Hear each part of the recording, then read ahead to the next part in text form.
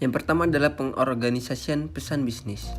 Hal-hal menyebabkan pesan-pesan tak terorganisasi dengan baik, komunikasi yang tidak diorganisasikan dengan baik bermasalah dalam isi, pengelompokan, dan urutan butir-butir pesan. Pesan yang tidak diorganisasikan dengan baik akan sulit dipahami dan dapat berakibat adanya rasa frustasi pada penerima. Mengapa hal ini bisa terjadi? Banyak penyebab kenapa hal ini dapat terjadi. Yang pertama adalah 1. Bertele-tele. Bagian awal terlalu panjang, seringkali pesan pembuka terlalu panjang hingga beberapa paragraf. Bagian awal yang terlalu panjang akan menyulitkan penerima dalam memahami ide pokoknya. Yang kedua, memasukkan bahan-bahan yang tidak relevan. Hal-hal yang tidak relevan dan tidak logis hanya akan memperpanjang pesan bisnis, membuang waktu, dan mengaburkan pesan pokok. Yang ketiga, menyajikan ide-ide secara tidak logis. Informasi penting sering terlupakan karena perhatian terpusat pada penyajian ide-ide pendukung atau pelengkap. Yang keempat, ada info penting yang kadang tidak mencakup di dalam pembahasan. Pengelompokan dan urutan pesan tidak menunjukkan satu kesatuan yang logis. Butir-butir pesan bisnis yang tidak dikelompokkan dengan baik dan tidak disajikan secara kronologis bisa membingungkan penerima.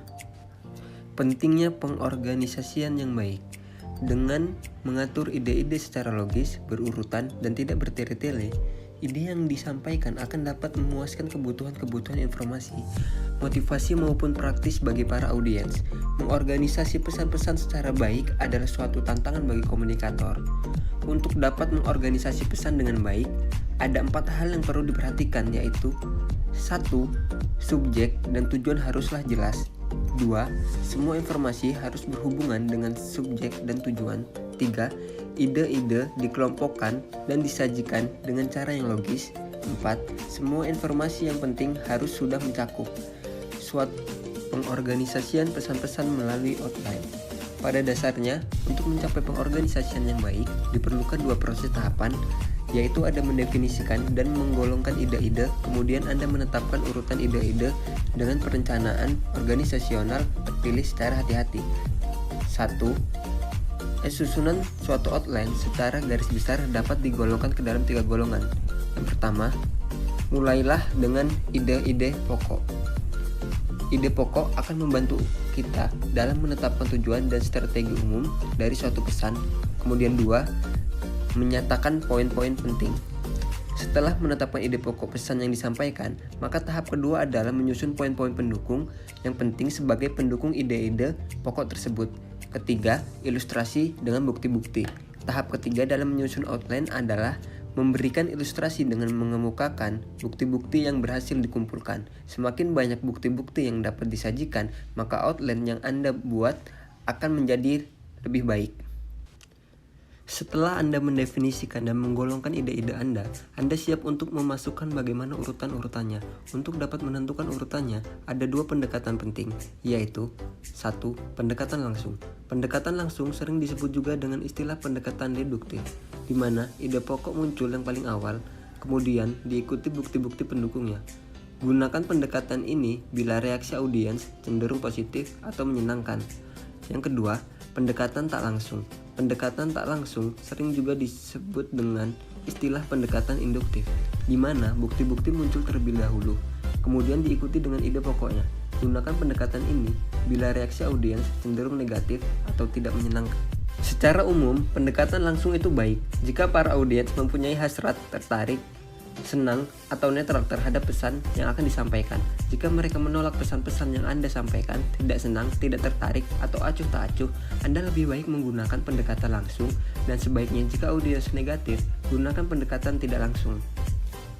Berdasarkan reaksi audiens, terdapat 4 bentuk organisasi pesan bisnis, yaitu direct request. Direct request atau permintaan langsung adalah pesan yang penyampaiannya langsung pada poin yang dituju, dapat berbentuk surat dan memo.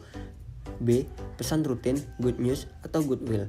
Pesan rutin adalah pesan atau informasi yang disampaikan secara rutin, merupakan bagian dari prinsip tetap. C. Pesan-pesan bad news. Bad news adalah pesan-pesan yang tidak menyenangkan dan berpotensi menimbulkan kekecewaan. D. Pesan-pesan persuasif. Bila audiens benar-benar sangat tidak tertarik terhadap pesan-pesan yang Anda sampaikan, pesan-pesan persuasif dapat digunakan dan pendekatannya adalah dengan cara tidak langsung, bertujuan membujuk dan penerima tidak tertarik pada pesan tersebut. Ada kemungkinan penerima akan bereaksi negatif. Kemudian, ini adalah 4 rencana organisasional untuk pesan-pesan singkat. Jika reaksi audiens tertarik, maka rencana organisasionalnya adalah direct request, pembuka, mulai dengan permintaan atau ide pokok, kemudian isinya secara rinci atau detail dengan penutup rasa hormat dan adanya tindakan khusus. Kemudian jika reaksi audiens senang, maka rencana organisasionalnya adalah pesan rutin, good news, dan goodwill. Pembuka mulai dengan ide pokok atau good news, isinya secara rinci atau detail. Penutup dengan rasa hormat, referensi ke good news. Kemudian jika reaksi audiens tidak senang, maka rencana organisasionalnya adalah bad news. Pernyataan netral sebagai transisi ke bad news. Pembuka mulai dengan pernyataan netral, nyatakan bad news dan beri saran positif. Isi, beri alasan yang rasional dan logis. Penutup, rasa hormat. Kemudian reaksi audiens jika tidak tertarik, maka rencana organisasionalnya adalah pesan persuasif. Dengan pembuka, mulai dengan pernyataan yang mengundang perhatian dengan isi tumbuhkan hasrat audiens, dan penutup dengan perlu tindakan. Kemudian kita mulai ke bab 7, revisi pesan-pesan bisnis. Yang A, keterampilan merevisi. Menulis pesan bisnis sangatlah berbeda dengan dan tidaklah semudah menulis pesan-pesan yang bersifat pribadi atau personal, seperti penulisan surat kepada orang tua, saudara sekandung, paman, atau kawan akrab. Penulisan surat-surat bisnis yang baik diperlukan proses pemikiran, tenaga, dan waktu yang cukup. Akan berbahaya apabila penyampaian pesan-pesan bisnis cenderung dilakukan secara asal-asalan dan ceroboh, baik dari sisi substansi isi pesan maupun format penulisannya. 1. Pesan-pesan bisnis tertulis. Ada hal-hal yang perlu diperhatikan dalam merevisi pesan-pesan bisnis, antara lain A. Mengedit isi, pengorganisasian, dan gaya penulisan. Untuk mengevaluasi efektivitas suatu pesan-pesan bisnis secara menyeluruh, keseluruhan dokumen perlu terlebih dahulu dibaca dengan cepat. Kemudian B. Mengedit mekanik atau teknik penulisan. Setelah melakukan pengeditan isi, pengorganisasian, dan gaya penulisannya, langkah berikut adalah melakukan pengeditan dari sudut mekanik atau teknis penulisan suatu pesan-pesan bisnis. Kemudian C. Mengedit format dan layout. Langkah terakhir dalam mengedit suatu pesan bisnis adalah mengedit format dan layout secara keseluruhan terhadap bahasa dan ejaan, kesalahan tulisan. 2. Pesan-pesan bisnis lisan. Pesan-pesan bisnis yang disampaikan secara lisan antara lain penyampaian pesan-pesan bisnis melalui rapat atau pertemuan bisnis, negosiasi, dan presentasi bisnis.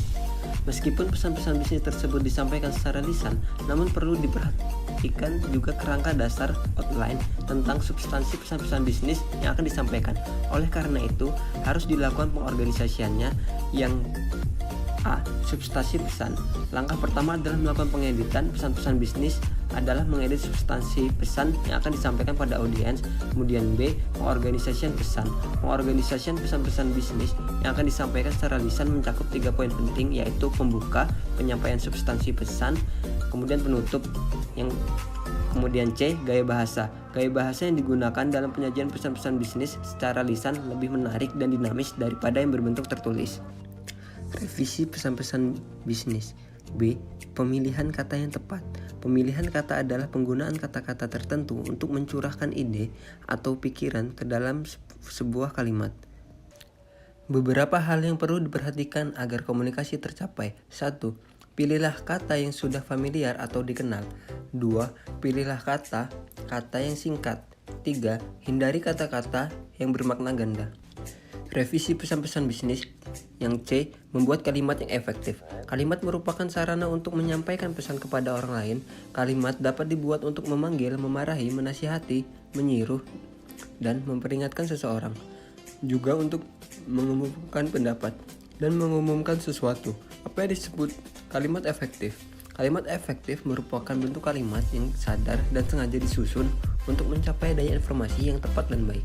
Dalam menyusun suatu kalimat, perlu diperhatikan 3 hal, yaitu kesatuan pikiran, kesatuan kesusunan, dan kelogisan. Bahwa setiap kalimat paling tidak terdiri dari subjek.